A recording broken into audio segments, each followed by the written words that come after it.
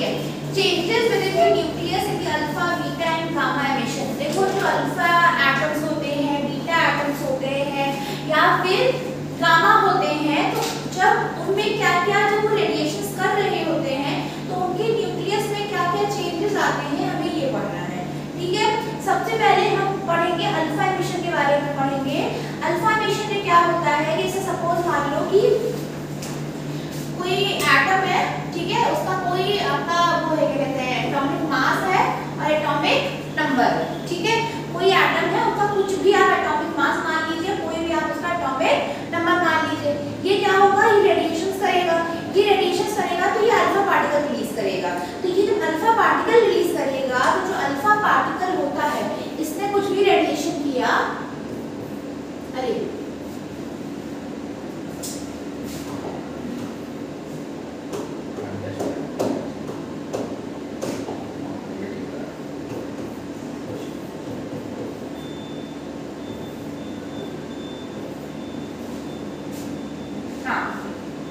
ये कोई भी जब रेडिएशन करेगा, ठीक है, इस पार्टिकल ने, ये सपोज मान लो कि ये रेडियोएक्टिव पार्टिकल है, रेडियोएक्टिव एटम है, इसने जब रेडिएशन किया, ठीक है, जब इसने रेडिएशन किया तो इसने एक एटम बनाया।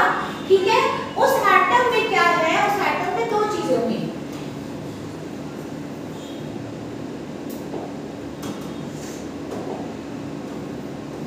उस एटम में क्या हुआ, उस एटम का जो भी एटॉमिक नंबर था और जो भी एटॉमिक मास था, उसके बाद जब इसने रेडिएशन किया तो इसने जो भी एटॉमिक नंबर एटम बनाया उसमें इसके कंपैरेटिव जो आपका एटॉमिक मास आएगा तो 4 एटॉमिक मास कम आएगा।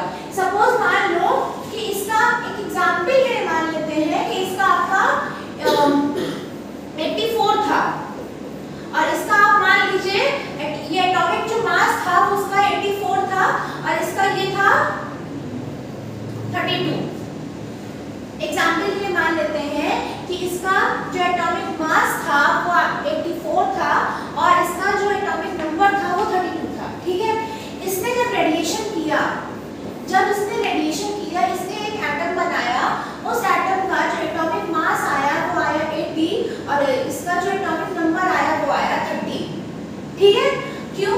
क्योंकि इसने क्या किया है, एक पार्टिकल भी साथ में रिलीज किया है, उस पार्टिकल के एटॉमिक नंबर जो है वो 2 है और जो एटॉमिक मास है वो 4 है।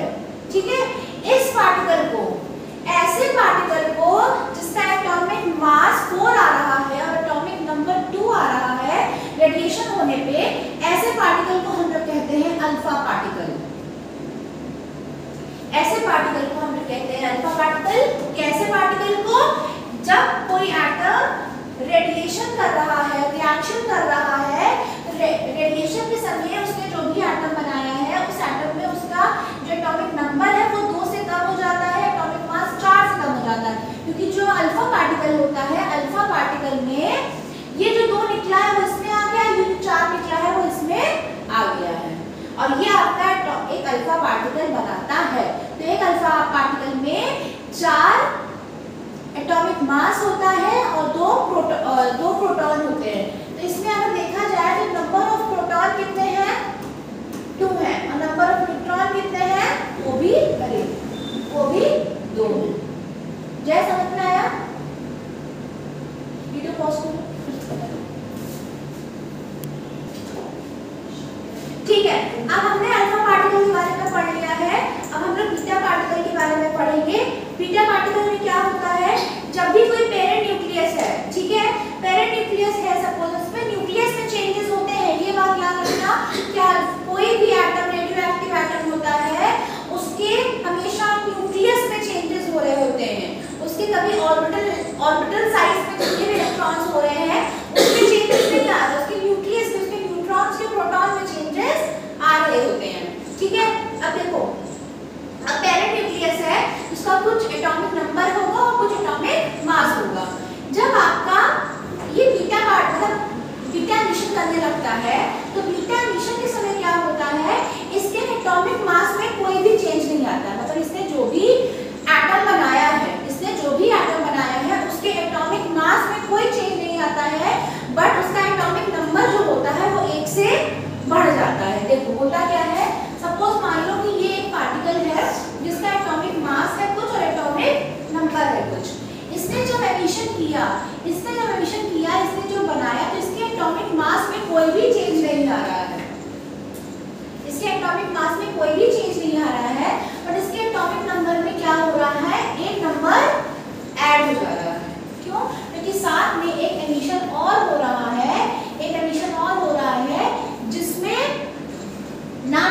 न्यूट्रॉन प्रेजेंट है ना प्रोटॉन प्रेजेंट है।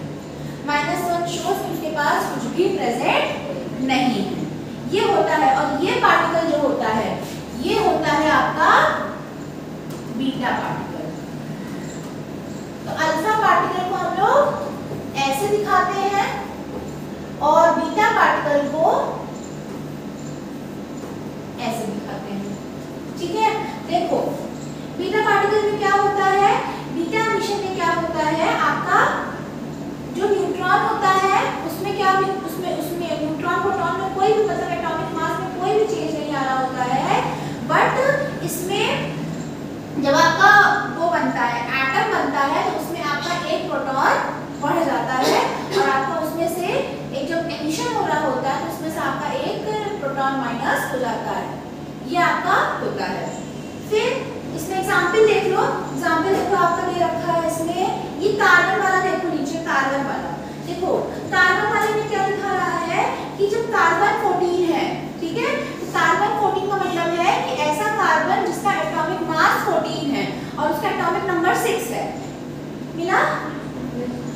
इसके बाद जब इसने क्या किया है, रेडिएशन कर रहा है या एमिशन कर रहा है, तब इसने एक एटम बनाया है जिसका एटॉमिक मास 14 ही है पर एटॉमिक नंबर क्या है, वो 7 है। क्यों? क्योंकि 6 + 1 क्या हो रहा है, 7 हो जा रहा है। और साथ में बीटा पार्टिकल निकल रहा है जिसके पास ना न्यूट्रॉन है ना प्रोटॉन, कुछ भी नहीं।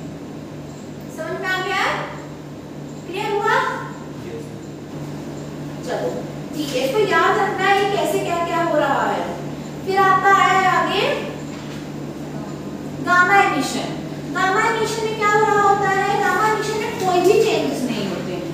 गामा एमिशन ऐसा एमिशन होता है जिसमें क्या हो रहा होता है, कोई भी चेंजेस नहीं हो रहे होते हैं, ना उसके अल्फा पार्टिकल ना उसके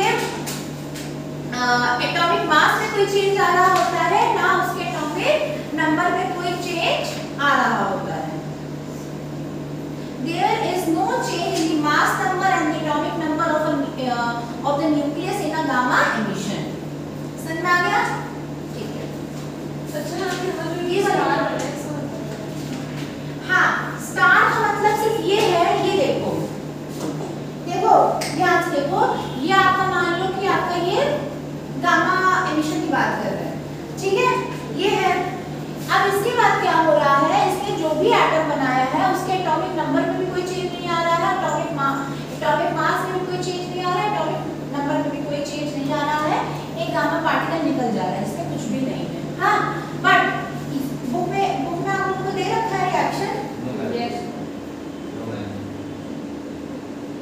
तो बना लो फिर, ये जो पेंसिल से बुक में ये ऐसे पहले बना लो फिर बताते हैं क्या है। बेटा वीडियो पॉज करो। देखो इसमें होता क्या है, ये एक पार्टिकल है, ठीक है, ये एक एटम है, नॉट पार्टिकल है, ये एक एटम है।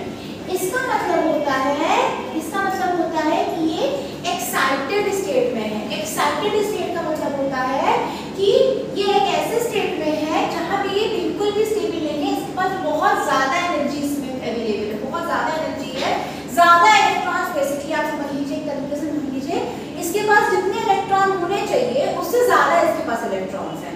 तो उस कंडीशन में ये एक्साइटेड स्टेट में कहलाता है। कोई भी एक एटम होता है जब उसके पास इलेक्ट्रॉन उससे जितने उसके पास होने चाहिए उससे ज्यादा हो चुके हैं, तो उस स्टेट को हम लोग कहते हैं एक्साइटेड स्टेट। अब उसके बाद गामा एमिशन में क्या होता है, ये एटम एक्साइटेड स्टेट में होता है, एक्साइटेड स्टेट से ये नॉर्मल स्टेट में आता है। नॉर्मल स्टेट में आने का मतलब है कि इसके पास जो भी एक्स्ट्रा इलेक्ट्रॉन्स थे, जो भी एक्स्ट्रा एनर्जी थी वो क्या हो रही है, वो नॉर्मल स्टेट पे आ गई है, नीचे आ गई है, तो उसको कहते हैं एक्साइटेड स्टेट से नॉर्मल स्टेज में आना। तो गामा एमिशन में सिर्फ ये होता है कि एक एटम जो होता है एक्साइटेड स्टेट से नॉर्मल स्टेट में आता है और साथ में गामा पार्टिकल को रिलीज करता है। क्लियर हो गया? ठीक है। अब इसके बाद आगे ले रखा है तुम लोगों का यूजेस ऑफ रेडियो एक्टिविटी। तो इसको देखो, रेडियो एक्टिविटी के बहुत अलग अलग यूजेस होते हैं। हर एक पार्टिकल जो होता है, मिला उसमें नहीं मिला,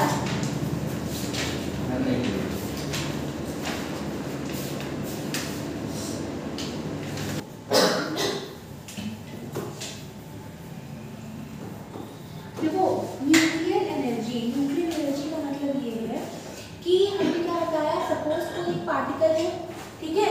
एक एटम है, ये क्या कर रहा है, ये एमिशन कर रहा है, और ये क्या कर रहा है, एक पार्टिकल निकाल रहा है, ठीक है।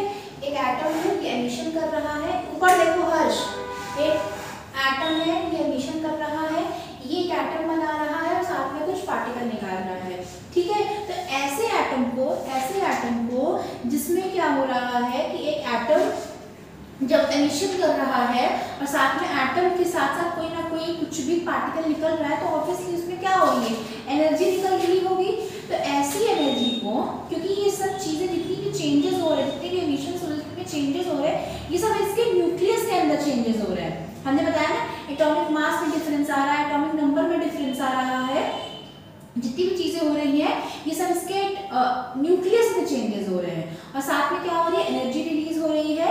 इसीलिए हम लोग इसको कहते हैं न्यूक्लियर एनर्जी। ऐसी एनर्जी जो कि इसके चेंजेस की वजह से आ रही है, न्यूक्लियस के चेंजेस की वजह से एनर्जी रिलीज हो रही है, ऐसी एनर्जी को हम लोग कहते हैं न्यूक्लियर एनर्जी। और इसको हम लोग निकालते किससे हैं, E = डेल्टा mc², ठीक है। ये फॉर्मूला सुना होगा, mc² फॉर्मूला सुना है ना। तो इस बेसिस पे हम इसकी एनर्जी को निकालते हैं।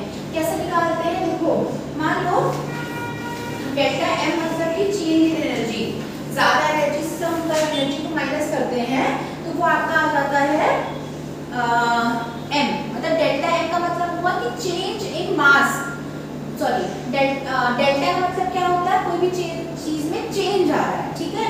और मास का मतलब क्या हुआ, कोई भी चीज का मास, तो कोई भी चीज का मास अब ज्यादा है और उसको हम कम से माइनस कर देंगे या में, अच्छा जब किसी भी चीज का मास ज्यादा है उसको हम किसी कम वाले से माइनस करते हैं तो आता है चेंज इन मास, उसी को हम लोग बोलते हैं डेल्टा m, ठीक है। तो यहाँ पे हमने मान लिया है कि अगर हम 1 kg मास लेते हैं, मान लो कि कोई 1 kg मतलब कि डेल्टा m सपोज मान लो कि 1 आ रहा है, 1 kg मास जो हो रहा है वो लॉस्ट हुआ, ठीक है। सपोज मान लो कि 4 था, 4 kg की चीज थी, उसको और जब चेंजेस हुए कम या 3 kg से किए तो 1 kg आया, ठीक है। तो इतना kg क्या हुआ है, लॉस हुआ है। किसी का 4 kg मास था, ठीक है, उसके बाद वो हायर प्लेस जब वो नीचे आया, एक्साइटेड सपोज मान लो कि लोअर में आया तो वो 3 kg पे आया, ठीक है। तो 3 kg पे आया तो उसका 1 kg मास क्या हुआ, लॉस्ट हुआ। यहाँ पे मान लिया कि हमने डेल्टा m आपका 1 है, ठीक है। और c क्या होता है, लाइट की स्पीड होती है, कितनी होती है, और यहाँ पे स्क्वायर है तो ये क्या हो जाएगा, स्क्वायर हो जाएगा। यहाँ पे वैल्यू कितनी आ जाएगी, ये आ जाएगी, ये समझ में आया जय, तो कैसे आया 9 × log 60 कैसे आया, क्योंकि 3 × 3 किया हमने तो 9 आ गया। और यहाँ पे जो पावर होती है जिसको हम लोग ये रहता है ऊपर पावर पावर पावर कई सारी रहती है, उसको हम ऐड करते जाते हैं, इसलिए 8 + 8 हो जाएगा और 16 हो जाएगा। फिर हमने अगर इसको निकालना है, इस एनर्जी को हमें निकालना है किलोवाट आवर में, किसमें निकालना है, हमें निकालना है इसकी एनर्जी को हमें निकालना है किलोवाट आवर में,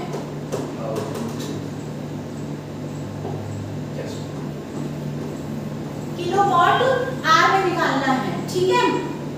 अब ये बताओ कि एक घंटे में कितने सेकंड्स होते हैं, 36 एक घंटे में, मैंने तो कुछ बोला ही नहीं, वही तो कौन बोला, हम बोल रहे थे कि एक घंटे में कितने सेकंड्स होते हैं, पता नहीं, मैम 1440 शायद सही होगा, नहीं निकाल देते एक घंटे में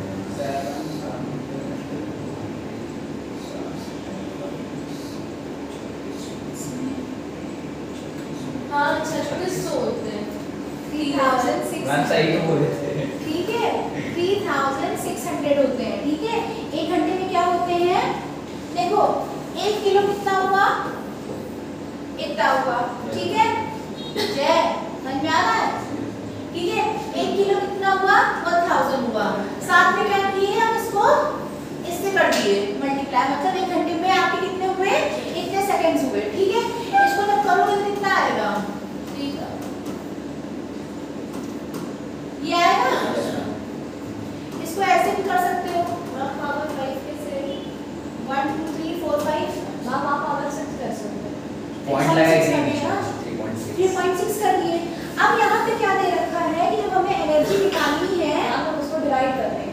इसको हम क्या करेंगे, डिवाइड कर देंगे।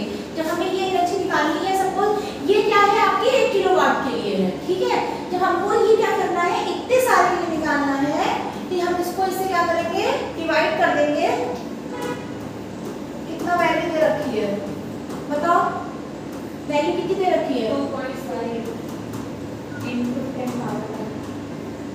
वैसे डेरिवेशन आएगा नहीं तो इसकी वैल्यू पूछेगा, ठीक है। यही आई है 10। तो ये आपकी क्या है, एनर्जी है किलोवाट आवर में। न्यूक्लियर एनर्जी आपकी किलोवाट आवर में आती है 2.5 into 10 to the power 10। ये वैल्यू आपको याद रखनी है, अपनी बुक में लिख लीजिए, इसमें नहीं लिखा है, अपनी बुक में नहीं है, सॉरी एक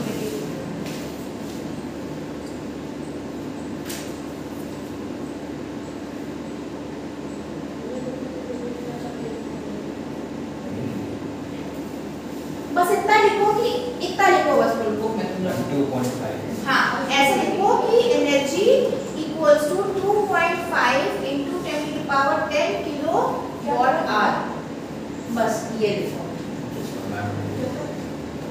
ठीक है। अब हम लोग डायरेक्ट पहले टॉपिक पे आ जाते हैं, उसके बाद आगे की चीजें पढ़ेंगे। डायरेक्टली पहले न्यूक्लियर फिजन पे आ जाओ, ठीक है। न्यूक्लियर फिजन डायरेक्टली देखो, दो चीजें होती है, एक आपकी होती है फिजन, एक आपकी होती है फ्यूजन। देखो फ्यूजन का मतलब हो रहा है कोई भी दो चीज, एक चीज जो हो रही है दो में स्प्लिट हो जाना। फ्यूजन का मतलब होता है कि कोई भी एक चीज क्या हो रही है, दो पार्ट में स्प्लिट हो गई है, उसको हम लोग बोलते हैं फिजन, ठीक है। और फ्यूजन का मतलब होता है कि जब दो चीजें क्या हो रही है, मिल रही है, कंबाइन कर रही है, फ्यूज हो रही है, उसको हम लोग बोलते हैं फ्यूजन। तो न्यूक्लियर फिजन का मतलब होता है कि जब न्यूक्लियस, जब एक न्यूट्रॉन जो होता है, न्यूट्रॉन एक न्यूक्लियस जो हो रहा है, किसी एक यूरेनियम के पार्टिकल पे, यूरेनियम के एटम पे आके स्ट्राइक कर रहा है। हमने एक न्यूट्रॉन ले लिया, ठीक है, हमने एक न्यूट्रॉन ले लिया, और वो न्यूट्रॉन जो हो रहा है, वो न्यूट्रॉन आके यूरेनियम के एटम से आके स्ट्राइक कर रहा है, और वो इतना पावरफुल होता है कि वो यूरेनियम के पार्टिकल को दो पार्टिकल में वो क्या कर सकता है, दो एटम में वो तोड़ सकता है। उसको हम लोग बोलते हैं न्यूक्लियर फिजन, ठीक है। अब देखो बुक में डायग्राम बना हुआ है, पहले न्यूक्लियर फिजन की डेफिनेशन देख लो क्या लिखी हुई है। Nuclear fission is a process in which a heavy nucleus splits into two lighter nuclei, जिसमें एक हेवी न्यूक्लियस, जिसमें अभी यूरेनियम का न्यूक्लियस होता है, वो दो अलग अलग न्यूक्लियाई में डिवाइड हो जाता है।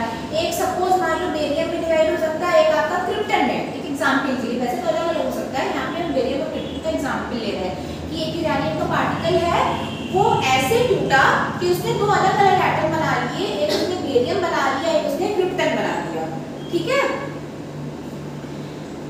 Nuclear fission is a process in which a heavy nucleus splits into two lighter nuclei of a nearly the same size। तो दोनों ही ऑलमोस्ट, जो दो अलग अलग एटम बनते हैं ऑलमोस्ट सेम साइज के रहते हैं।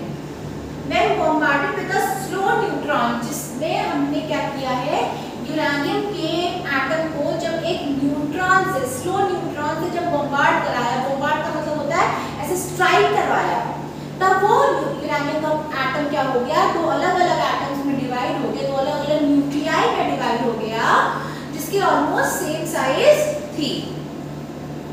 ये याद रखना, in each fission reaction tremendous amount of energy 190 MeV is released।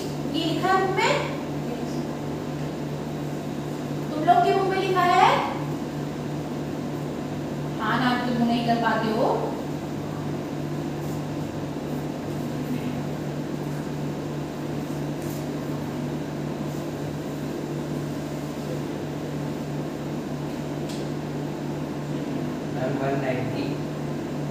MeV mega electron volt.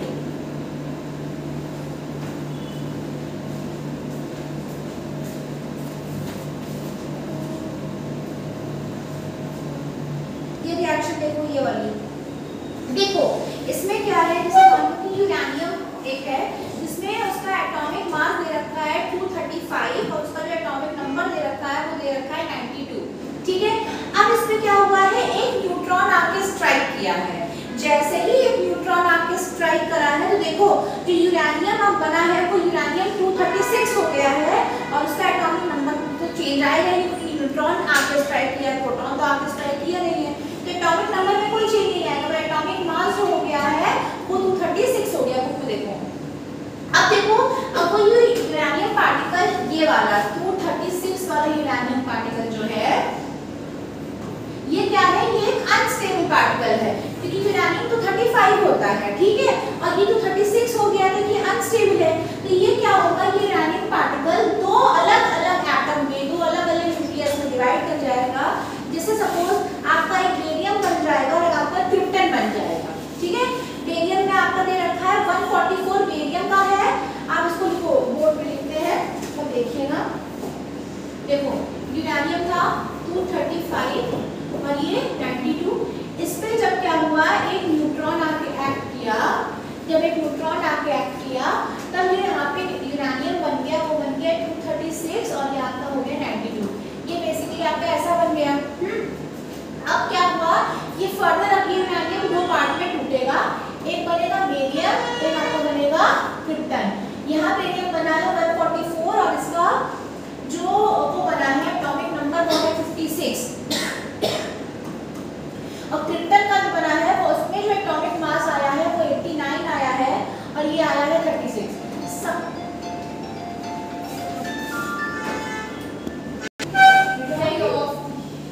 देखो ये यूरेनियम है, जब इसमें न्यूट्रॉन ने आके स्ट्राइक किया है, बॉम्बार्ड हुआ है, तब आपका यूरेनियम जो बन के आया है वो बन के आया है यूरेनियम 236 और साथ में आपका एटॉमिक नंबर है 92। अब देखो यहाँ पे इसको जोड़ना शुरू करो, यहाँ के एटॉमिक मासेस को यहाँ के एटॉमिक मासेस को जोड़ना शुरू करो और देखो कि इक्वल आ रहा है कि नहीं आ रहा है। हाँ 92 दिया गया है, जो 89 आपने लिखा है उसमें 92 इसमें 89 लिखा है, तो ये 141 है ना बेटा, वो 144 है, इसलिए यहाँ का वो हो गया है, ठीक है। अब इसको ऐड करना शुरू करो, इसको ऐड करना शुरू करो, ये 144 है, कितना आ रहा है 236 क्या क्या ऐड किए हो मैम, 144, 89 और 3 न्यूट्रॉन किए हो गए, है ना। तो आपका जो एटॉमिक मास आ रहा है वो कितना आ रहा है, ये करो ना, और ये न्यूट्रॉन 3 आया है तो 3 into 1 हो जाएगा, 3 हो जाएगा 3, कितना आ रहा है 236 आ रहा है। अब जरा एटॉमिक नंबर करो, 56 प्लस 36 कितना हुआ, मैम 92 92 प्लस 3 into 0 0 हो गया, ये हो गया 92। तो ये देखो atomic mass atomic number same आ रहा है, ठीक है, समझ में आया क्या ऐसे कर रहे हैं, नहीं उससे कर रहे थे ना, ठीक है। तो ये आपका हो गया न्यूक्लियर फिजन। न्यूक्लियर फिजन में क्या होता है, जब एक एटम होता है, जब उसमें न्यूट्रॉन आके स्ट्राइक करता है तब वो दो पार्ट में अलग-अलग पार्ट में डिवाइड होता है और साथ में वो 3 अलग न्यूट्रॉन्स को भी निकालता है। कहने का मतलब है कि जब ये एक यूरेनियम एक न्यूट्रॉन से स्ट्राइक करेगा तो साथ में 3 न्यूट्रॉन निकालेगा, समझ में आया। देखो यहाँ पे इस यूरेनियम ने इस न्यूट्रॉन से आगे जब स्ट्राइक किया है तो इसने यूरेनियम बनाया है, तब इसने दो अलग-अलग एटम्स के साथ-साथ 3 न्यूट्रॉन भी निकाले हैं ना, 3 न्यूट्रॉन निकाले हैं। तो मतलब जब एक यूरेनियम एटम जो होता है जब स्ट्राइक करता है तब as a result 3 neutron atom 3 neutrons भी साथ में रिलीज होते हैं, समझ में आया। और जब फर्दर सपोज मान लो कि अब ये आगे चेन रिएक्शन चलता रहता है, जैसे इसी में आगे जो पढ़ेंगे चेन रिएक्शन। चेन रिएक्शन का मतलब क्या है, देखो ये यूरेनियम है, इस पे आके न्यूट्रॉन ने एक्ट किया, उसके बाद एक यूरेनियम बना, उसने बेरियम निकाला, क्रिप्टन निकाला और साथ में 3 न्यूट्रॉन निकाले, ठीक है। अब ये 3 न्यूट्रॉन अलग-अलग 3 यूरेनियम पे स्ट्राइक करेंगे। अब ये तीनों अलग-अलग 3 न्यूट्रॉन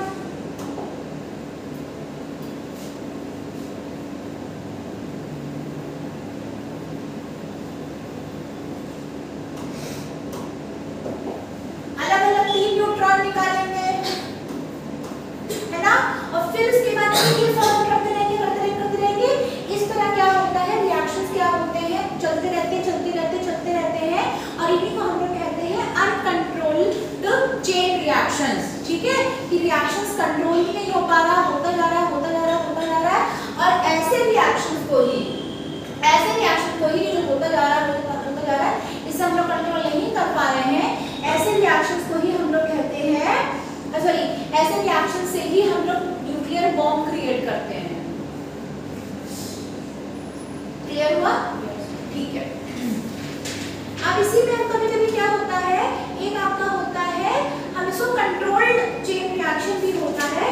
कंट्रोल्ड चेन रिएक्शन क्या होता है कि जब ये रिएक्शन हो रहा होता है, इस रिएक्शन को करते वक्त क्या करते हैं हम लोग, यहाँ पे ये जितने भी जैसे कंट्रोल्ड चेन रिएक्शन, जैसे क्या होता है, हम लोग उसको चीजें क्रिएट करने में यूज करते हैं। कंट्रोल्ड चेन रिएक्शन का इसमें वो करके नहीं दिया हुआ है, बुक में किसने दिखाया है हम लोग को। बेसिकली कंट्रोल्ड चेन रिएक्शंस जो होते हैं कंस्ट्रक्टिव यूज के लिए किए जाते हैं, जिसमें इसी रिएक्शन को हम लोग कंट्रोल मैनर में करते हैं। सामने हम सपोज मान लो कि ये रिएक्शन होता जा रहा है और यहाँ पे हमने क्या किया है, एक कैडमियम की रॉड लगा दी है, या हेवी वाटर, या फिर हमने कुछ ऐसा रख दिया है जिससे ये सब न्यूट्रॉन्स क्या हो रहे हैं, इसमें एब्जॉर्ब हो जा रहे हैं। इसमें क्या हो रहे हैं, सारे के सारे न्यूट्रॉन्स जो हो रहे हैं ये एब्जॉर्ब हो जा रहे हैं, और ऐसी जैसे सारी न्यूट्रॉन्स एब्जॉर्ब हो गए कैडमियम रॉड में, ठीक है, तो इससे क्या होगा, एनर्जी इकट्ठा होगी, एनर्जी इकट्ठा होगी, एनर्जी इकट्ठा होगी, करते करते करते हम एक इलेक्ट्रिक पावर का कंस्ट्रक्शन कर पाते हैं।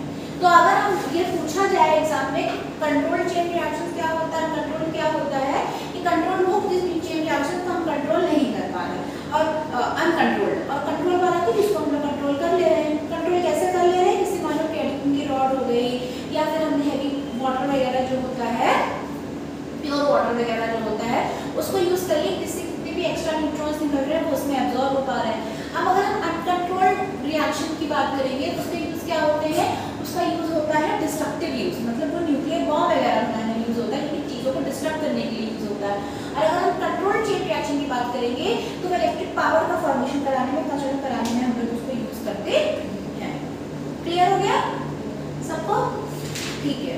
अब आया आपका न्यूक्लियर फ्यूजन। देखो न्यूक्लियर फ्यूजन में क्या हो रहा है, न्यूक्लियर फ्यूजन में ये हो रहा है कि दो अलग अलग हमने न्यूक्लियस ले लिए, ठीक है, दो अलग अलग न्यूक्लियस ले लिए और उनको हमने बॉम्बार्ड करा दिया साथ में, ठीक। अब हमने क्या किया है, दो अलग अलग न्यूक्लियस लेके हमने उसको दो अलग अलग न्यूक्लियस लेके हमने उसको बॉम्बार्ड करा दिया साथ में, तब उससे क्या हुआ है, एक नया एटम बन गया है। अब पर ये बताओ कि कोई भी दो हमने न्यूक्लियस लिए हैं, ठीक है, तो कोई भी दो न्यूक्लियस को जिसको हमने बॉम्बार्ड कराया है, तो कुछ दोनों की कुछ ना कुछ एनर्जी थी, जिस एनर्जी से वो स्टेबल थे। अब जब कंबाइन होंगे तो ऑब्वियसली बात है उसमें एनर्जी रिलीज होगी। कौन सा वो होता है, कॉम्बिनेशन रिएक्शन। कॉम्बिनेशन रिएक्शन मैंने पढ़ा है ना कि जब दो एटम्स को हम मिलाते हैं तो उसकी जो भी एक्स्ट्रा एनर्जी होती है, जब कोई एक एटम बना जिसकी जो जैसे मान लो कि अलग अलग एटम है, एक एटम ए है एक एटम बी है, जब हमने इसको मिलाया तब ये एटम सी बना। इसकी कुछ एनर्जी थी, इसकी कुछ एनर्जी से ये एग्जिस्ट कर रहे थे। अब सी बनने के लिए भी कुछ स्पेसिफिक एनर्जी की जरूरत होगी, है ना, तो इन दोनों की जो एनर्जी मिलेगी तो ऑब्वियसली बात है कि इसकी इन दोनों की एनर्जी जो होगी ज्यादा होगी एज कंपेयर टू इससे, है ना, तो कुछ एनर्जी क्या होगी, रिलीज होगी। समझ में आ रहा है? तो उसमें क्या होता है, न्यूक्लियर फ्यूजन में क्या होता है कि दो एटम्स को जब हम मिलाते हैं, दो न्यूक्लियस को जब हम मिलाते हैं तब एक न्यूक्लियस बनता है, साथ में बहुत सारी क्या होती है, एनर्जी बाहर निकल के आती है। जय समझ में आया? पक्का कि फिर समझाएं? क्या बोला? समझ गया, ठीक है। एग्जाम्पल देखो एक बार, एग्जाम्पल देखो बुक में कहा दिया तुम लोग के,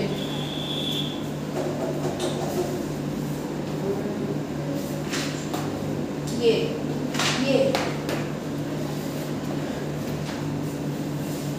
एग्जाम्पल देखो, जैसे एक हाइड्रोजन का ड्यूट्रियम दे रखा है, ड्यूट्रियम ट्रिटियम और प्रोटॉन पता है क्या होता है, नहीं पता? देखो हाइड्रोजन के अंदर हमने पार्ट्स क्या होते हैं, जब एक ही एटम होता है इसका एटॉमिक मास डिफरेंट होता है, फिर एटॉमिक नंबर सेम होता है। जैसे सपोज मान लो हाइड्रोजन है, एक हाइड्रोजन है, सबका एटॉमिक नंबर 111 है, ठीक है। पर एटॉमिक मास की बात करेंगे तो इसमें एटॉमिक मास 1 है, इसमें एटॉमिक मास 2 है, इसमें एटॉमिक मास 3 है। हाँ, इसमें इसका क्या मतलब है, इसमें आपका क्या है, एक ही प्रोटॉन है, ठीक है। इसमें क्या है, एक प्रोटॉन है और एक न्यूट्रॉन भी है। इसमें एक प्रोटॉन है, इसमें 2 न्यूट्रॉन है। समझ में आया 1 2 3 का क्या मतलब है? तो जैसे समझ में आया? देखो, अगर मान लो कि ये एटॉमिक नंबर दे रखा होता है, ऊपर एटॉमिक मास दे रखा रहता है, ठीक है। यहाँ पे अगर प्रोटॉन देखेंगे तो 1 है, ठीक है। और यहाँ पे जो न्यूट्रॉन है वो कुछ नहीं है, तभी यहाँ पे एटॉमिक मास 1 दे रखा है। अगर एटॉमिक मास यहाँ 2 देंगे तो एक प्रोटॉन और एक न्यूट्रॉन हो जाएगा। समझ में आई ये चीज? यहाँ पे क्या है, 2 दे रखा है, यहाँ पे ये 1 है, मतलब प्रोटॉन 1 है, न्यूट्रॉन यहाँ पे 1 है। क्यों? Neutron plus proton equals to आपका एटॉमिक मास होता है, 1 + 1 आपका 2 हो जाएगा। इसका मतलब यहाँ पे तभी एक न्यूट्रॉन है और यहाँ पे एक प्रोटॉन है। इसमें वही चीज क्या हो गई, इसमें 2 न्यूट्रॉन हो गए और प्रोटॉन आपका 1 हो गया। क्लियर हुआ? तो ऐसे हाइड्रोजन को, इसको हम लोग बेसिकली कहते हैं प्रोटॉन। ऐसे हाइड्रोजन को हम लोग प्रोटॉन कहते हैं, ऐसे हाइड्रोजन को हम लोग ड्यूटेरियम कहते हैं, और ऐसे हाइड्रोजन को हम लोग ट्राइटिनियम कहते हैं।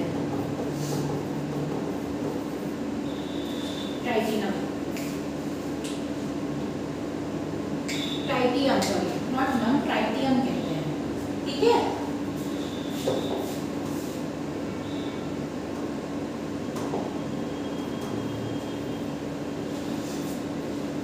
क्लियर हो गया? तो हमने यहाँ पे क्या किया है, एग्जाम्पल आपको दे रखा है, यहाँ पे हमने तुम्हारे बुक में एग्जाम्पल कौन सा दे रखा है, तुम लोग ये बताओ, ये वाला समझाएं।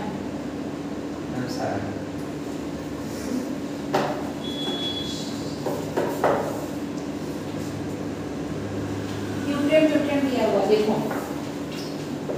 क्या किया है कि हमने यहाँ पे 2 ड्यूटेरियम ले लिया है, ठीक है। जब दोनों ड्यूटेरियम को हमने फ्यूज कराया, फ्यूज का मतलब होता है एक साथ मिलाया, जब दोनों ड्यूटेरियम को साथ में मिलाया तब क्या हुआ, हमें हीलियम मिला। हीलियम मिला है, एक हीलियम मिला है और साथ में एक न्यूट्रॉन रिलीज हुआ है। बोर्ड पे देखो, हमने एक ड्यूटेरियम लिया है, हमने एक ड्यूटेरियम लिया हुआ है, ठीक है। साथ दोनों ड्यूटेरियम क्या,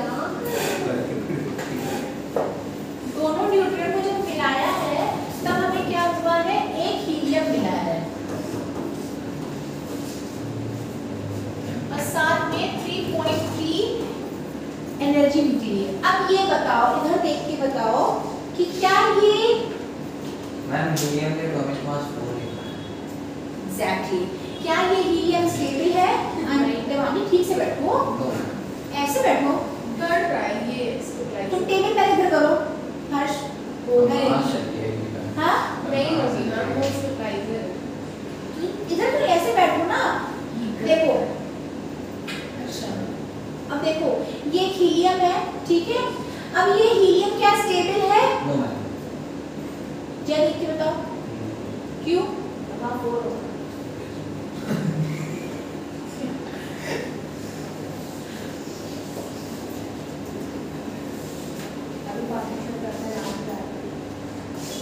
तो हमने क्या किया कि फिर से ये वाला हीलियम लिया, ठीक है। इधर देखो, ये वाला हीलियम को हमने क्या किया, फिर से ड्यूटेरियम के साथ फ्यूज कराया। ये वाला हीलियम लेके हमने एक ड्यूटेरियम के साथ फ्यूज कराया, फिर क्या बना, फिर आप हमारा एक हीलियम बना जिसमें 3 + 3 4 और ये आपका 2, तो निकला कितना, ये बचा आपका 1 इसको हम लोग एक प्रोटॉन कह सकते हैं, ठीक है। ये बन गया है। अब इसको कैलकुलेट करो, 3 + 2 कितना हुआ, 5, और यहाँ पे ये 2 + 1 कितना हुआ, 3 हो गया। यहाँ पर गिनो, 4 + 5 और ये 2 + 1 आपका 3 हो गया, इक्वल है, Yes. तो स्टेबल हो गया, ठीक है। तो यहाँ पे क्या है, साथ में एनर्जी निकली है 18.3 मेगा इलेक्ट्रॉन वोल्ट।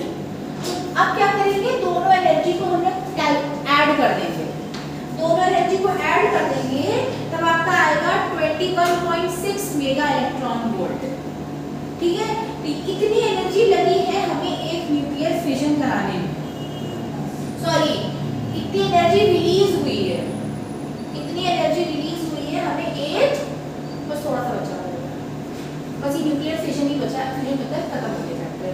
सिर्फ इतनी energy 21.6 mega electron volt energy हमारी रिलीज हुई है इस पूरे रिएक्शन को कराने में।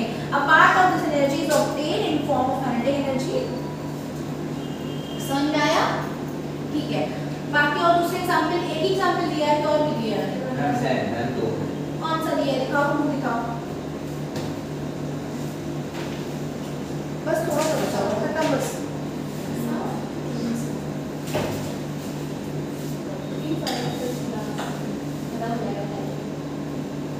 तुम लोग ने दूसरा कुछ दे रखा, तुम लोग ने जूस के फॉर्म में दे रखा है, yes.